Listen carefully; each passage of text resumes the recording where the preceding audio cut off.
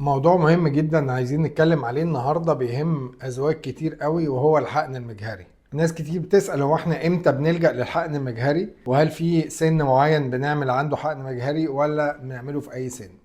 بنلجأ للحقن المجهري لعدة اسباب.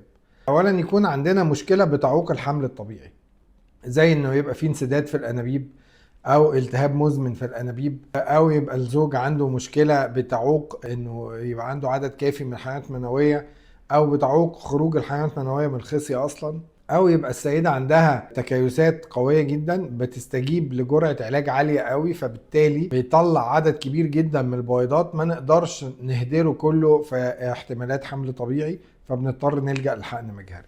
طب ايه الحالات التانية اللي ممكن نعمل فيها حقن مجهري؟ بعض ساعات بنعمل حقن مجهري عشان بيكون عندنا امراض وراثية موجودة في ابناء قبل كده، او عندنا امراض وراثية موجودة في العيلة بتتورث، فبنبقى خايفين على الاولاد، فبالتالي بنعمل حقن مجهري وبنعمل تحليل للجينات للأجنة عشان نضمن ان احنا ننقل أجنة سليمة ما بتحملش المرض اللي احنا خايفين منه. سبب تاني برضو بنلجأ ليه الحقن مجهري لما بيكون عندنا مثلا ولاد او بنات نوع معين، وبنبقى عايزين النوع التاني، فمش عايزين نقعد نخلف كتير، فممكن نلجأ للحقن المجهري، نختار نوع الجنين اللي احنا عايزين نزرعه، وبالتالي نزرع الجنين اللي احنا عايزينه ونحمل فيه. طب هل الحقن المجهري ده بينجح مع كل الناس؟ لا طبعا، الحقن المجهري حل مش مضمون، نسبة نجاحه ما بتعديش 40 ل 50%، وده لأسباب خارجة عن إرادتنا. طبعا في أسباب بتأثر على نجاح الحقن المجهري، زي سن الزوجة، جودة البويضات، جودة الحيوانات المنوية، جودة الرحم وبطانة الرحم. دي أسباب ممكن تأثر على نجاح عملية الحقن المجهري.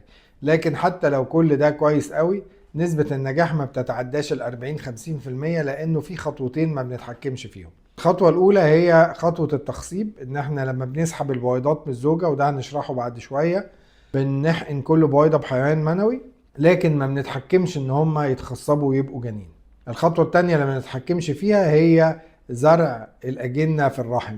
احنا بننقل الأجنة في الرحم بقسطرة مخصوصة في المكان اللي المفروض يبقوا فيه، لكن ما نقدرش نضمن ان هو يلتصق بجدار الرحم يكبر ويبقى جنين وحمل طبيعي. دي خطوة يمكن العلم لسه ما وصلهاش، فما نعرفش نحفزها كويس. بناخد ادوية كتير وحاجات كتير تساعد انه بطانة الرحم تبقى غنية وتستوعب الجنين اللي هيتزرع فيها، لكن لغاية النهاردة ما نقدرش نتحكم في التصاق الجنين ببطانة الرحم. عشان كده نسبة نجاح زي ما قلنا ما بتتعداش 40 ل 50% في أحسن الأحوال. فبالتالي الأزواج اللي بيتجوزوا ويعدوا 6 شهور أو سنة ويبقوا عايزين يجروا على الحقن مجهري عشان يخلصوا، ده مش معناه ان انت هتروحي تعملي حقن مجهري فهتبقي حامل. عشان كده دايما الدكاترة مش بينصحوا بالحقن المجهري كأول طريق في الحالات اللي ما عندهمش أي مشاكل ظاهرة وموجودة. طيب ايه هي خطوات الحقن المجهري ده، وبنبتديه امتى، وبنعرف ازاي ان احنا محتاجينه؟ عامة لما بيتأخر الحمل لفترة معينة، سنة او سنة ونص، يعني طبعا بروفايدد ان احنا بنعيش حياتنا بصورة طبيعية، وبيحصل علاقة بصورة طبيعية ومتكررة، خصوصا وقت التبويض. لو احنا بقالنا كده سنة او سنة ونص ما بيحصلش حمل، بنضطر نلجأ للطبيب، بنبتدي نعمل الفحوصات بتاعتنا، نشوف الزوج عنده مشكلة ولا لا، نبتدي نمشي ورا الأسباب اللي ممكن تعوق الحمل عند الزوجة، نبتدي نشخص حالتنا. في حالات كتير بتتعالج بس بمتابعة تبويض أو بتتعالج بتنشيط بسيط.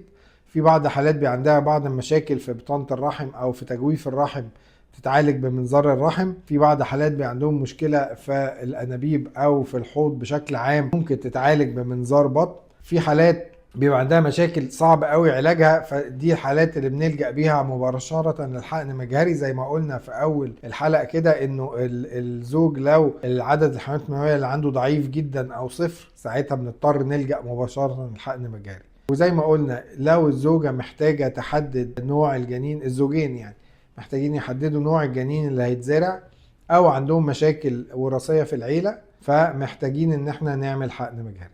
ايه الخطوات اللي بنبتديها بعد الفحوصات والتشخيص، وبعد ما نضمن ان كل حاجة تبقى تمام؟ بعد ما بنشخص وبعد ما بنوصل لانه الحقن المجهري هو الحل، بنبدأ بندي تنشيط للزوجة عن طريق حقن يوميا بناخدها مع بداية الدورة، وبنعمل متابعة عشان نشوف أكبر عدد من البويضات يوصل للحجم المناسب. لما بنوصل للحجم اللي نقدر نشتغل بيه بتيجي في المركز تاخد بنج، بنشفط البويضات دي، ناخد الحيوانات المنوية من الزوج ونحقن البويضات كلها بحيوانات منوية. بنستنى التخصيب يحدث وبنشوف عدد البويضات المخصبة قد ايه وجودة الأجنة، وبعد كده بننقل الأجنة لو هننقلها فريش في اليوم الثالث أو الخامس، أو بنجمد الأجنة كلها ونرجع نزرعها في شهر تاني.